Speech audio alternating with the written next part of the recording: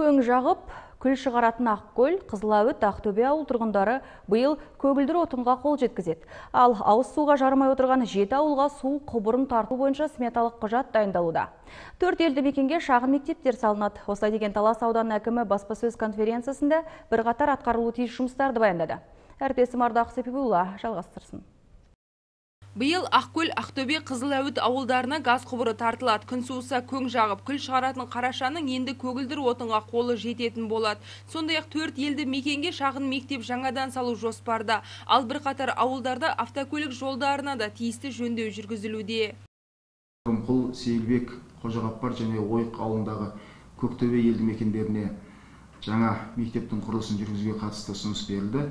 Оның екеуінің келесі жылы салынатын болса, екеуі арғы жылы салынады деген жоспарымыз бар. Сол сияқты автокөлік жолдарына қатысты да жоспарлар жүйелі жүргізілуде. Биылғы жылы Бостандық, Аққұм, Шәкіров елді мекендерінде жөндеу жұмыстары қазір басталып кетті.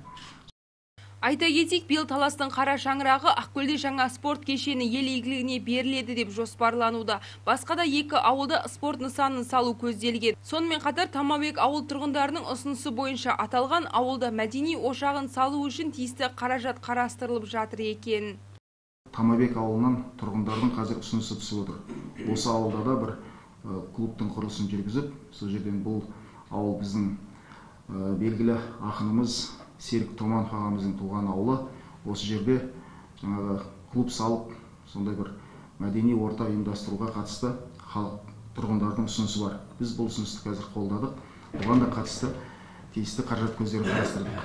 Жалпы ауданда 13 ауыл 24 елді мекен бар. Облыс басшысының тапсырмасына сәйкес бір үйде бір адам жұмыспен қамтылуы тиіс. Осы орайда түрлі кәсіптің тізгінін ұстаған жас кәсіпкерлер саны артып келеді. Ал кәсіпкер атанам деп мемлекеттен берілген қайтарымсыз қаржыны иемденіп, негізсіз жұмсап, жалған ақпар берген тұрғындар да тиісті жауап берген.